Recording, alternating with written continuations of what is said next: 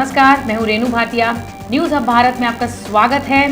और हम दिखाते हैं सच और देखते हैं आज की ब्रेकिंग न्यूज़। उत्तर प्रदेश के श्रम कल्याण परिषद के राज्य मंत्री सुनील बराला ने आज कानपुर में कहा कि श्रमिकों को लेकर उत्तर प्रदेश सरकार ने जो काम किए हैं वो दूसरे राज्य की सरकारों ने नहीं किया है। प्रवासी मजदूरों का आना जाना लगा रहता है, उनको कोई रोक नहीं पाया है, ना ये सरकार रोक पाएगी। नमामि गंगे को लेकर पूछे गए प्रश्न के बारे में उन्होंने कहा व्यापक पैमाने पर गंदगी फैली हुई है। इसको लेकर इन्होंने महापौर से बात की तो उनको बताया गया कि गंगा जी का बहुत सा भाग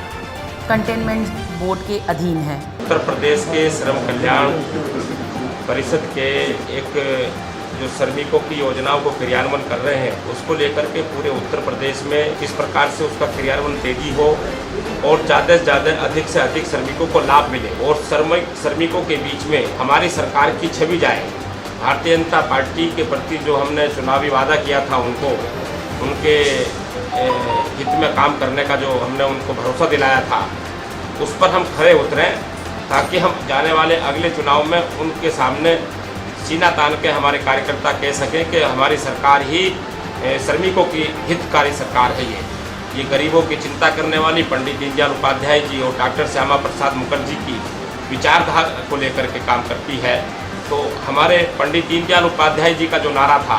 वो अंत्योदय था, यानी कि जो सहायता के लिए पीड़ित है, असहाय है,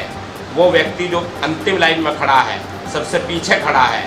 उसकी न्याय देना और उसके हमें मूल अधिकारों को जीवित रखना, ये हमारी प्राथमिकता है। इसको लेकर के आज श्रम कल्याण परिषद भी इस पर चर्चा कर रहा है कि जो उत्तर प्रदेश के करोड़ों श्रमिक हैं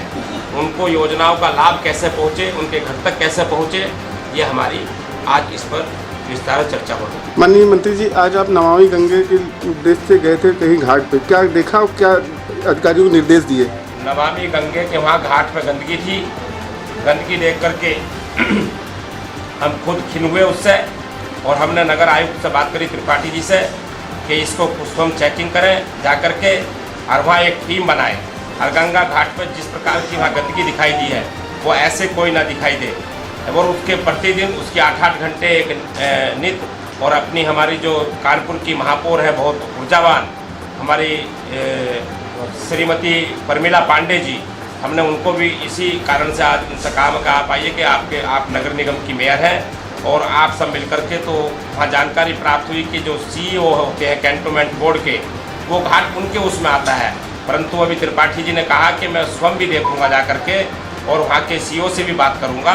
और आगे से वहाँ अब कभी गंदगी आपको दिखाई नहीं देगी। हमने कहा कि मुझे गंदगी ना दिखाई दे, जो भी गंगा माँ के दर्शन करने जाने वाला है, सभी जितना भी भक्तगण है उनको किसी को गंदगी वहाँ ना, क्योंकि हमारा जो लक्ष्य है, हमारा जो उद्देश्य है वो हमारा स्वच्छता है। स्वच्छता हमारा नारा नहीं है, सेवा है। तो उस सेवा में आज हमें दिखाई दिया था, इसलिए हमने वार्ता की, तो उसमें मुझे लगता है कि तत्काल कार्रवाई हो रही है। इस पर मंत्री महोदय ने कहा कि वो कंटोनमेंट बोर्ड से बात करके पूरी गंगा सफाई अभियान, चाहे वो कंटोनमेंट बोर्ड ही हो या नगर निगम, सबको एक मंच पर लाकर गंगा साफ करनी होगी। कानपुर से न्यूज़ हब भारत, महेंद्र मिश्रा के साथ आलिशान की रिपोर्ट। News hub Bharat.